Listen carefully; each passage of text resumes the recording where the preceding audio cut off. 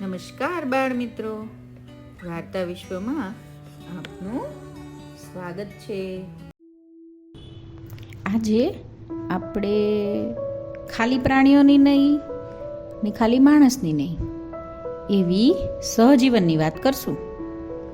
વાર્તાનું નામ છે ઘોડો અને પિતા પુત્ર, એટલે કે ફાધર અને સન.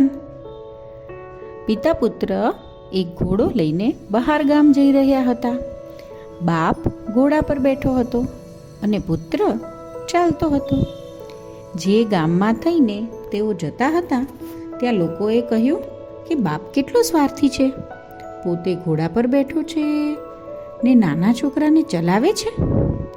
લોકોની વાત સાંભળી બાપ ઘોડા પરથી ઉતરી પડ્યો અને પુત્રને ઘોડા પર બેસાડ્યો. આગળના ગામ પહોંચ્યા તો લોકોએ કહ્યું, અરે બાપરે, આ તો કેવો કળજુગ આવ્યો છે. ઘરડો બાપ ચાલે છે ને છોકરો ઘોડા પર બેસી ગયો છે. આવું સાંભળી ને બંને પગપાળા ચાલવા લાગ્યા. આગળના ગામે પહોંચ્યા તો લોકોએ કહ્યું, કેટલા મૂર્ખ લોકો છે, ઘોડો હોવા છતાં બંને ચાલતા જાય છે. આવું સાંભળી ને બાપ બેટો બંને ઘોડા પર બેસી ગયા.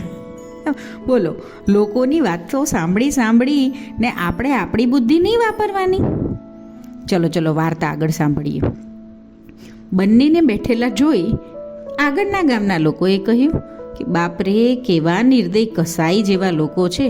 બિચારો ઘોડો અબોલ છે એટલે બેય એની પર બેસી ગયા છે. ઘોડાને તો વગર મોતે મારી નાખશે.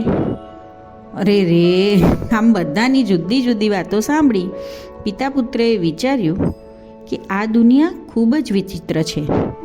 એમાં બધાને પ્રસન્ન રાખવા શક્ય નથી. તેથી પોતાની વિવેક બુદ્ધિ વાપરીને જે યોગ્ય હોય એવો નિર્ણય કરવો જોઈએ. લોકો શું કહે છે એ તરફ ધ્યાન આપવું જોઈએ નહીં. અને સમાજ તરીકે બાળકોની એટલે કે આપણા બધાની એ ફરજ છે કે આપણને નથી ખબર કે સામેવાળાની શું પરિસ્થિતિ છે. જેમ કે એવું પણ બને કે બાપ થાકી ગયો હોય એટલે ઘોડા પર બેઠો હોય અને એ લોકોએ વારાફરતી ઘોડા પર બેસવાનું નક્કી કર્યું હોય, તો એવું ક્યાં જજ કરવાનું થાય છે કે છોકરાએ બાપને બેસવા દેવો જોઈએ કે બાપે છોકરાને બેસવા દેવો જોઈએ. એ એમના વચ્ચેની પોતાની અન્ડરસ્ટેન્ડિંગ અને જરૂરિયાત અને સમય મુજબનું વર્તન છે.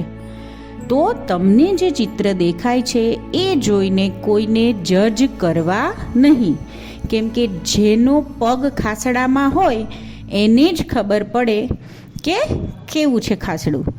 અરે આંટી, આ ખાસડું એટલે શું? આ તો તમે નવું લાવ્યા. તો આ એક તળપદો શબ્દ છે જે જૂના જમાનામાં સ્લીપર જેવા ચપ્પલ માટે વપરાતો હતો. નવો શબ્દ જાણ્યો ને? આવું તમને ગમે? તો આવું પણ આપણે એડ કરીશું. મને નીચે કમેન્ટમાં કહેજો. અને એ પણ કહેજો કે તમે છેલ્લે ક્યારે કોને જજ કર્યા હતા, અથવા તમને કોણે આવું જજ કરીને અનુભવ થયા હતા. મને ના કહો તો મમ્મી સાથે વાત કરજો કે પપ્પા સાથે વાત કરજો.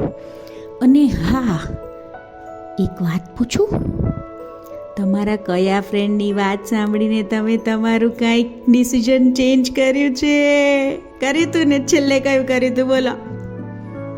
ધીમેકથી કાનમાં કહી દે મમ્મીને કે મમ્મી, આણે મને આવું કીધું ને એટલે મેં આવું કર્યું. કરાય, કોઈની પણ વાત મનાય, પણ આપણી વિવેક બુદ્ધિ જાળવીને. સો એટ ધ એન્ડ આપણે બે વસ્તુ શીખ્યા કે પિતા પુત્રની જેમ લોકોની વાત સાંભળીને આપણું નિર્ણય અને પરિસ્થિતિ બદલવી નહીં, અને બીજું, કોઈને જજ કરવા નહીં. બંને બાજુથી વિન વિન સિચ્યુએશન. સમજાઈ ગયું ને? હવે મેં કીધું ને બધી વાત મમ્મી જોડ કરજો. ચલો, ગુડ નાઇટ. કાલે મળીએ ફરી.